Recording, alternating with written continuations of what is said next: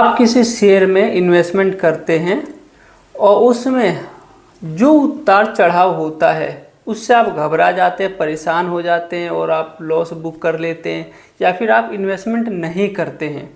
तो आज मैं आपको बताऊंगा बिल्कुल सेफ इन्वेस्टमेंट होगा। ज़्यादा आपको सोचना नहीं होगा, ज़्यादा आपको समझना नहीं होगा और ज़्यादा आपको टेंशन भी नहीं होगा। बस करना क्या है, आपको रूल फॉलो करना है जो रूल बने हुए हैं। मैं आपको बताने वाला हूँ एसआईपी के बारे में कि एसआईपी कैसे होता है और क्या होता है उसके अंदर, कितना रिटर्न होता है, कितने समय तक एसआईपी करना होता है। ये सारी चीज़ें आज हम डिटेल में समझेंगे और आप ध्यान से देखना। मैं आपको बिल्कुल सारी चीज़ें क्लियर करके बताऊंगा। एसआईपी में मतलब जैसे आप लंबे समय तक रुकते हैं ना, तो एसआईपी में आपको वो रिटर्न मिल सकता है जो आपको कई बार स्टॉक में नहीं मिलता है। आप थोड़ा सा प्रॉफिट लेते हैं, स्टॉक में निकल जाते हैं, बड़ा लॉस लेते हैं, निकल जाते हैं। आप उससे बचेंगे और सेफ इन्वेस्टमेंट होगा आपका और अच्छा रिटर्न मिलेगा। ये सारी चीज़ें मैं आपको वीडियो में बताने वाला हूँ, आप देखिए। हम करेंगे एसआईपी और एसआईपी की हम पावर को समझेंगे। ये आप देख रहे हैं सिप कैलकुलेटर मैंने खोला हुआ है। जो आप एसआईपी करेंगे उसका कैलकुलेशन कैसे होगा, एक आइडिया लगाने के लिए कि अगर जब मैं इतना पैसा इन्वेस्टमेंट करता हूँ, इतने साल के लिए करता हूँ, ये इसका परसेंटेज रिटर्न होगा तो क्या अमाउंट फाइनल मुझे मिल सकता है, वो हम इसके अंदर समझेंगे। पहले से इसके अंदर आप देखेंगे 25,000 रुपये का अमाउंट आ रहा है, अमाउंट 25,000 रुपये, और ये जो रिटर्न आ रहा है 12% का आ रहा है, टाइम पीरियड 10 साल का आ रहा है। हम इसको थोड़ा सा चेंज करेंगे, थोड़ा सा इसको हम चेंज करेंगे। और चेंज क्या करेंगे, चेंज हम ये करेंगे 25,000 का अमाउंट है, ये 25,000 का अमाउंट बहुत बड़ा है। नॉर्मल बंदा हर महीने 25,000 नहीं लगा सकता, क्योंकि 25 से 30,000 रुपये, 40,000 रुपये हमारी सैलरी है, तो हम उसमें घर कैसे चलाएंगे। और 25,000 का एसआईपी करेंगे तो ठीक है, सिंपल। हम इस एसआईपी को 5,000 रुपये का लेंगे, क्योंकि 5,000 रुपये का जो अमाउंट है वो थोड़ा सा ईजी हो जाता है एसआईपी के लिए। 5,000 रुपये का अमाउंट लगाया, इसमें जो रिटर्न दिखा रहा है 12% का पहले से दिखा रहा है, हम इसको चेंज करके भी देखेंगे। 12% का रिटर्न है, 10 साल का टाइम पीरियड है, ठीक है। अब आप इसके अंदर देखिए 5,000 रुपये का अमाउंट अगर जो आप हर महीने एसआईपी करते हैं और 12% का रिटर्न आपको मिलता है उसके ऊपर, और 10 साल के लिए आपने रखा, तो ये जो अमाउंट होता है ये 6 लाख रुपये होता है। ये आप ऊपर वाला देखेंगे, ये आप देखेंगे तो इसको कहते हैं, आपने जो इन्वेस्टमेंट करा है ये वो अमाउंट है 6 लाख रुपये। अब इसके नीचे आ जाइए, ये जो अमाउंट है 5 लाख रुपये, ये जो 6 लाख रुपये आपने इन्वेस्टमेंट करा है ये उसका रिटर्न है 5 लाख रुपये। अब ये जो नीचे आप देखेंगे ये टोटल वैल्यू है। टोटल वैल्यू मतलब 6 लाख रुपये इन्वेस्टमेंट करा, 5 लाख मुझे और उस पर रिटर्न मिल गया। अब मेरा जो अमाउंट होता है 11 लाख का होता है, 11,20,000 रुपये होता है, ये हमारा अमाउंट हो गया। अब हम थोड़ा सा इसके अंदर ना चेंजिंग करेंगे। वो चेंजिंग क्या करेंगे, अब जैसे आप समझिए कि आपको कोई अमाउंट लगाना है, आपको खुद चेक करना है कि मुझे 5,000 नहीं लगाना, मुझे 10,000 लगाना है, मुझे 1,000 लगाना है, और 12% की जगह मैं 10% का रिटर्न लेता हूँ या 20% का। तो एक बार मैं चेंज करके आपको दिखाता हूँ, आप भी कर सकते हैं इसके अंदर, ठीक है ना। चेंज हम क्या करेंगे, ये जो 5,000 रुपये का अमाउंट है इसे हम ऐसे छोड़ देंगे। आप समझिए 12% का है, लेकिन आपने बहुत नीचे लेवल पे एसआईपी शुरू करा है, और उस टाइम पे अगर जो बहुत अच्छा मार्केट रहता है, वो फंड बहुत ज़्यादा ग्रो करता है, तो उस केस में क्या होगा, 12% हम एक काम करते हैं, 12 को 20 कर देते हैं, ठीक है। ये 20, मैं ये भी समझाऊंगा 20% का रिटर्न या 12% का रिटर्न निकलता कहाँ से, हमें वो भी तो पता होना चाहिए ना। ऐसे थोड़ा ना हम कुछ भी लगा दें। ये तो हम 20% 10% कर रहे हैं सिर्फ देखने के लिए। ये 20% लगा दिया, टाइम पीरियड 10 है, हम 10 की जगह इसको ही 20 करेंगे, ठीक है। कि हमने 10 साल की जगह 20 साल का टाइम ले लिया, हमने टाइम को बढ़ा दिया, ये 20 साल। अब देखिए अमाउंट वही है, अमाउंट वही है 5,000 रुपये का, लेकिन यहाँ पे क्या बदल गया, अमाउंट में ये बदल गया, आपने 10 साल और कर दिया, 10 साल की जगह आपने 20 साल कर दिया, यानी 10 साल और ऐड कर दिया, आपने 20 साल तक अगर जो एसआईपी चालू रखा। अब इसके अंदर देखिए कितना फ़र्क आ रहा है, ये जो अमाउंट है इन्वेस्टमेंट वाला कितना हो गया, वो 12 लाख हो गया, लेकिन इससे कहीं ज़्यादा ये आपका रिटर्न बढ़ गया।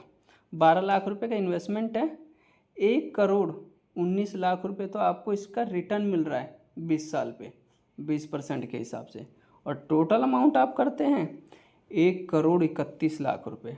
अच्छा, ये बना कैसे? ये इतना बड़ा इसके अंदर जो रिटर्न आया वो कहाँ से आया? 2 चीज़ों से आया।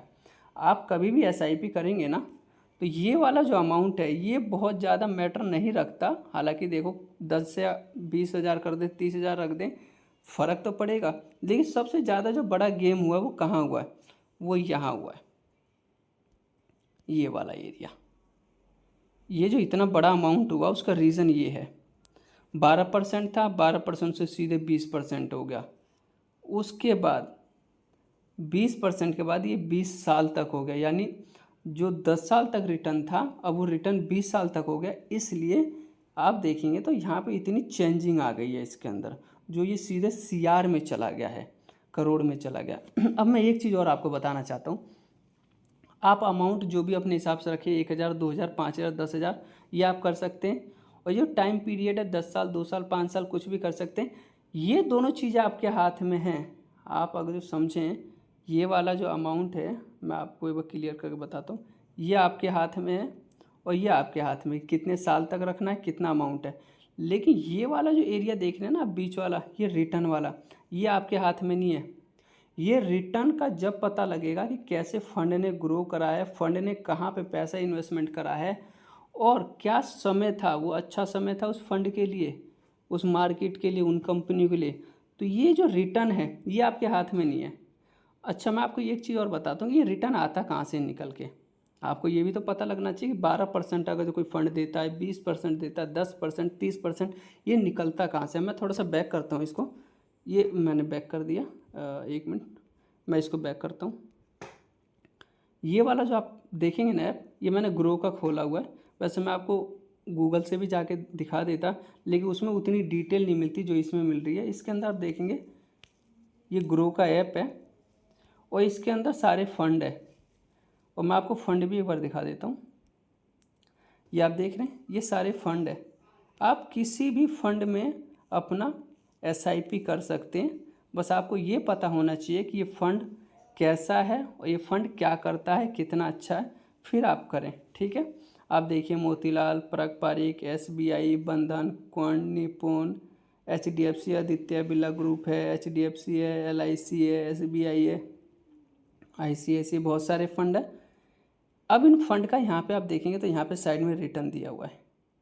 ये देख रहे हैं कि किस फंड में कितना रिटर्न आ सकता है या कितना रिटर्न इन्होंने दिया हुआ है, ये आपने देख लिया। मैं एक एग्जांपल के लिए समझाने के लिए मैं एक फ़ंड लेता हूँ, जैसे SBI का है।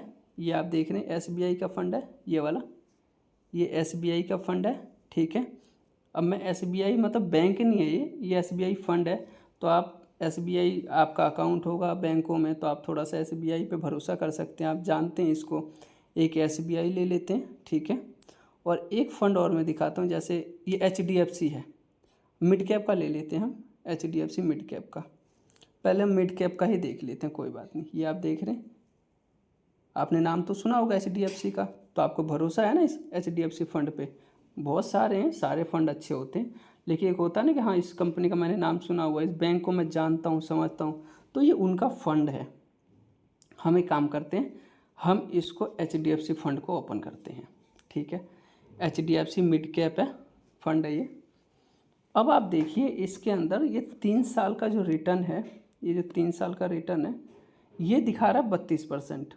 अब हम इसको कर देते हैं 1 साल पे 12%, 6 महीने पे नेगेटिव रिटर्न, 5 साल पे 34%। ये जब आप टाइम चेंज कर रहे हैं तो इसका रिटर्न भी चेंज हो रहा है। ठीक है, अब आपको ये समझना है कि मुझे 10%, 20%, 30% कितना मिलेगा। 34 भी दिखा रहा, 10 भी दिखा रही है, तो नेगेटिव भी दिखा रहा, फाइनल क्या होगा। फाइनल के लिए आपको ऑल पे क्लिक करना पड़ेगा। ये देख रहे हैं, अब 21% का रिटर्न है। अब इस केस में क्या हुआ होगा, अब आप देखिए कहाँ से शुरू हुआ था ये 2013 से। ये देखिए 2013 से 20 में डिप आया, 22 में डिप आया, उसके बाद दोबारा ये आप देखेंगे 25 में डिप आया। किसी भी फंड में अगर जो आप एसआईपी करते हैं, पैसा लगाते हो, तो उसमें यही फ़ायदा होता है कि वो बहुत सारी दिक्कत परेशानियां देखने के बाद भी आपको ये इतना रिटर्न देखता है। आप समझिए, आप इसने कोरोना भी देखा होगा, नोटबंदी भी देखा होगा, पता नहीं कितने कितने बुरे समय देखे होंगे, लेकिन फिर भी ये कह रहा मैं 21% का रिटर्न दे चुका हूँ। यानी मोटा मोटा 20% का एवरेज निकाल लेते हैं हम, ठीक है। अब चलो मैं बैक करके आपको ये दिखाता हूँ कैलकुलेशन करके। इसे भी बैक करो, हम जाते हैं सिप कैलकुलेटर पे। सिप कैलकुलेटर पे चले गए, ठीक है। सिप कैलकुलेटर पे चले गए, ये जो 12% वाला जो रिटर्न है, आप ये देख रहे हैं, ये 12%, ये वाला, ये कम से कम है कि आपको इतना तो मिलेगा ही। अब किसी फंड ने बहुत अच्छा करा तो वही रिटर्न हो जाता है 20% का, ठीक है। लेकिन अगर जो आपका अच्छा समय है, आपने अच्छे फंड में लगा रखा है, तो 20 से 20 प्लस मिलता है। ये तो जो आपको एवरेज मिलता है ना इसका, आप मोटा मोटा समझिए 15 के आसपास का रिटर्न होना चाहिए। आप अगर जो सोचते हैं कि मेरा ये पैसा लग रहा है, तो आप अंदाज़ा लगा के चलिए कि मुझे 15% के आसपास चले मिलेगा, वो अच्छा रिटर्न होता है। ये तो 20% मिल गया, वो इसलिए मिल गया, फंड ने अच्छा कर दिया, आपने सही समय पर लगा दिया। तो ये सारी चीज़ें मैंने आपको बिल्कुल क्लियर समझा दिया है। मैं एक बार, ये तो आपको 20% का, एक बार मैं आपको ये भी दिखा दूँ 12% यहाँ क्यों था। एक बार मैं दोबारा दिखा देता हूँ। एसबीआई का नाम सुना आपने, हम एसबीआई का ले लें क्योंकि इस पर भी थोड़ा सा भरोसा है लोगों का। ये आप देख रहे हैं 37%, 3%, ये भी नेगेटिव, 32%, इसे ऑल पे करो, आप देख रहे हो 12%, 12% प्लस है थोड़ा सा। तो इसीलिए ये क्या करते हैं, ये बहुत बड़ा रिटर्न आपको नहीं दिखाते, ये कम वाला रिटर्न दिखाते हैं, लेकिन 12% के हिसाब से ही पैसा बन रहा है आपका। अगर जो हमने HDFC का लिया 21%, तो उसमें तो आपने फिर जादू देख ही लिया, ठीक है ना। तो ये सारी चीज़ें आपको खुद चेक कर सकते हैं कि अगर जो मेरा पैसा कहीं लग रहा है किसी भी फंड में, वो इतने साल में क्या रिटर्न उसने दे रखा है, वो क्या दे सकता है। ये सारी चीज़ें आप खुद चेक करें, देखें और फिर SIP करें। Thank you.